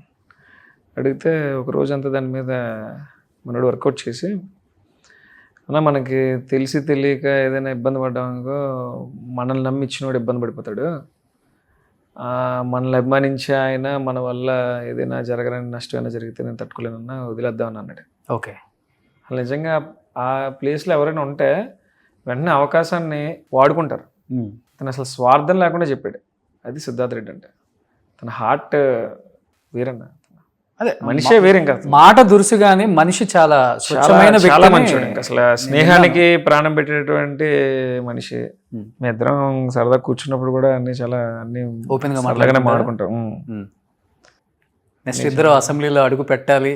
జకంపూడి గణేష్ అనే నేను, బైరెడ్డి సిద్ధార్థ్ రెడ్డి అనే నేను. డెఫినెట్ గా చెప్పాలేనంటేనా, నాకు నేను ఎవరైనా కావాల్సిన వాళ్ళ దగ్గర తగ్గించుకోవడం నేనేం మొహమాట పడినా సిగ్గుపడినా. సిద్ధార్థ్ రెడ్డి అన్నవాడు ఈరోజు 2 రాష్ట్రాల్లో చాలా క్రేజ్ ఉన్నవాడు. సిద్ధార్థ్ రెడ్డి ఒక రకంగా నాకు ఇన్స్పిరేషన్ తప్ప నేను సిద్ధార్థ్ రెడ్డితో కూడా కంపేర్ చేసుకున్నాను. సిద్ధార్థ్ రెడ్డి ఖచ్చితంగా నాకన్నా చాలా ఎక్కువ క్రేజ్ ఉన్నాడు, చాలా ఫాలోయింగ్ ఉన్నవాడు. నేను ఎప్పుడు రాజమండ్రి, రాజనగరం, రాజమండ్రి రూరల్ ఈ 3 నియోజకవర్గాల్లో నాతో ఉన్న స్నేహితులతోని, మా వైసీపీ పార్టీ వాళ్ళతోని సరదాగా గడిచిపోద్ది నాకు రోజులు. అంతే. నేను ఎక్కడో చుట్టాలు వాళ్ళు ఉన్నారన్నా సరే ఎక్కడికి వెళ్ళినా, ఇక్కడ నేను చదువుకున్న స్నేహితులు చాలామంది ఉన్నారు, వాళ్ళని కలవడం కోసం హైదరాబాద్ వస్తుంటాను అంతే. ఇంకా అసలు వేరేదంటూ ఎప్పుడు ఉండదు నాకు. పోనీ మీ పార్టీలో చాలా మంది ఒప్పుకోరు 2 రాష్ట్రాల్లో బాగా క్రేజ్ ఉంది సిద్ధార్థ్ రెడ్డికి అంటే, చాలా జెలస్ గా ఫీల్ అవుతుంటారు. ఒప్పుకోవడంలో తప్పే ఉందన్న. అదే మీరు ఏజ్ గ్రూప్ సేమ్ కాబట్టి ఈజీగా ఒప్పుకుంటారు కదా, యాక్సెప్ట్ చేస్తుంది. ఎందుకంటే ఆ క్రేజ్ నాకన్నా కూడా వయసులో సిద్ధార్థ్ చిన్నోడు అనుకుంటా, చాలా చిన్నారు. మరి ఎంతమంది ప్రభావితం చేశాడంటే అతనికి ఎన్నో ఆలోచనలు ఉంటే, బయట కూడా ఒక టాక్ ఉంటుంది కదా, మేబీ ఇంత టాలెంట్ ఉండబట్టే వైసీపీలో ఇతను తొక్కేశారు, లేకపోతే ఎక్కడో ఉండాల్సిన వ్యక్తి కదా ఆయన. ఒక శాప్ చైర్మన్ ఇచ్చి కూర్చోబెట్టారు. నందికొట్కూరు అది రిజర్వ్డ్. అతనికి అవకాశం వచ్చినప్పుడు ఖచ్చితంగా పోటీ చేస్తాడు, అతను గెలుస్తాడు, అందులో సందేహం ఏం లేదు. అతను అలా అనుకుంటే వైసీపీ పార్టీ అతి చిన్న వయసులో సిద్ధార్థ్ రెడ్డిని ఎక్కువ ఎంకరేజ్ చేసిందని అనుకోవచ్చు కదా. రాష్ట్ర అధ్యక్షుడు ఇచ్చారు, యువజన విభాగంకి శాప్ చైర్మన్ ఇచ్చారు, చిన్న పదవులు అన్నీ ఇచ్చారు ఏంటి, పెద్ద పదవులే కదా ఇచ్చారు. అదే అతనికి కూడా ఆ కృతజ్ఞత ఉంది కనుకే కదా ఈ రోజున ఎలా గట్టిగా నిలబడ్డాడు. ఇంకా జగన్ ఇప్పుడు మంచి ప్లేస్ ఇచ్చారనుకుంటా ఆయన పక్కన. మొన్న యువజన కమిటీ మీటింగ్ లో కూడా ఆయన కూడా వర్కింగ్ ప్రెసిడెంట్ కదన్నా, working president. At the same time బాగా హైప్ చేసి మాట్లాడారు అనుకుంటా ఈసారి. సహజంగా జగన్ గారికి మనసులో ఉంటుంది కదన్నా, మేమన్నా సిద్ధార్థ్ అన్న అందరికీ మనసులో ఆయనకి మా మీద ఒక ప్రత్యేకమైన అభిమానం, ఇష్టం. అంటే మమ్మల్ని తమ్ముళ్ళ భావిస్తారు కదా ఆయన కూడా. ఓకే. సో బాగా మెయింటైన్ చేస్తారు గణేష్ గారు బాడీ, అది జిమ్ అది బాగా హార్డ్ వర్క్ చేస్తారా? ఇవన్నీ ఎందుకు లేదన్నా ఇంకా మీ ఫ్యాన్స్ ఉంటారు కదండి, తెలుసుకోవాలనుకున్న వాళ్ళు. అన్న అంత ఫ్యాన్స్ గొడవ ఏం లేదు లేదన్న, ఏదో పార్టీలో తిరుగుతున్నాం, ఇష్టం, జగన్ అంటే ఇష్టం. టైం దొరుకుతుంది అసలు జిమ్కి వెళ్ళడానికి మీకు? వెళ్తాం, అప్పుడప్పుడు వెళ్తాం అన్న. అప్పుడప్పుడా? యాక్చువల్గా ఈసారి రాజా గెలిచుంటే మాత్రం స్పోర్ట్స్ని బాగా ఎంకరేజ్ చేయాలి అనుకుని ఒక దృఢ సంకల్పంతో ఉన్నానన్న. నా టైం బ్యాడ్, ఈసారి ఇలా జరగలేదు అంతే. స్పోర్ట్స్ని అయితే ఖచ్చితంగా ఎంకరేజ్ చేయాలి. చాలా మంది టాలెంట్ ఉన్న వాళ్ళందరూ, చాలా మంది టాలెంటెడ్ ఉన్న వాళ్ళందరూ కూడా వెనకబడిపోతున్నారు, వాళ్ళందరినీ బయటకు తీసుకునే వాళ్ళు. అవును. మా రాజమండ్రి వరకు వస్తే చాలా మంది ఎథ్లీట్స్ ఉన్నారు, బాక్సర్స్ ఉన్నారు, క్రికెటర్స్ ఉన్నారు. సినిమాలు చూస్తుంటారా? అందరం చూస్తాం కదన్నా. మీరు ఎస్పెషల్లీ అంటే అక్కడ దొరకదు కదా మీకు టైము, హైదరాబాద్ వచ్చినప్పుడు. అన్న నేను చాలా సింపుల్ లైఫ్ లీడ్ చేస్తాను. అసలు నేను చాలా హ్యాపీగా ఉంటాను. నేను సాయంత్రం రేంజ్ రోవర్ ఆటోబయోగ్రఫీ మీదే అన్నారు. ఎవడన్నా చెప్తాడు ఇవన్నీ, ఎవరన్నా చెప్తారు. రెడీగా ఉన్నాము సార్, ఇంటర్వ్యూ ఉందంట, అది ఫినిష్ అయిపోగానే కెమెరా అన్న కుదిరితే అటు తిప్పండి కొంచెం, సతీష్ చౌదరి అని అతని కారులో తిరుగుతుంటాను నేను. Okay okay. అంటే స్వతహాగా బయటకు వచ్చే టైంకి నా ఫ్రెండో తమ్ముడో ఎవడో ఈ కారు వేసుకొస్తే, ఇవాళ నా షెడ్యూల్ ఇదిరా పదంటే వెళ్ళిపోదాం అంటాను అంతే. అంతే. వాళ్ళకి నాతో తిరగడం సరదా, వాళ్ళ కారు ఎక్కించుకుని నేను మొత్తం నా యాక్టివిటీస్ అన్ని చూపించి మళ్ళీ అయితే తీసుకొచ్చేస్తారు. అయితే నా వైఫ్ కారు ఉంది, నా కార్ లేదు. ఓకే. మీరు స్వతహాగా పవన్ కళ్యాణ్ గారి ఫ్యాన్ కదా?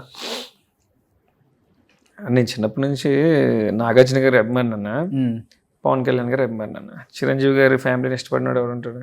ఓకే. 24th సినిమాల పరంగా నాగార్జున గారు అన్న, పవన్ కళ్యాణ్ గారు అన్న చాలా చాలా ఇష్టం. వ్యక్తిగతంగా కూడా కొంచెం ఎక్కువ ఇష్టం పవన్ కళ్యాణ్ అంటే. కానీ ఇంకా ఊరికే ఈ పార్టీలో ఉండే ఆ అవతల వాళ్ళని ఇష్టం అంటుంటే మా వాళ్ళే తిడతాను అన్న ఇంటర్వ్యూలు అయిపోయాక. ఇష్టం వేరు, అంతే కదా, రాజకీయ జీవితం వేరు, అంతే కదా. హరిహర వీరమల్లు 24 రిలీజ్ వెళ్దా?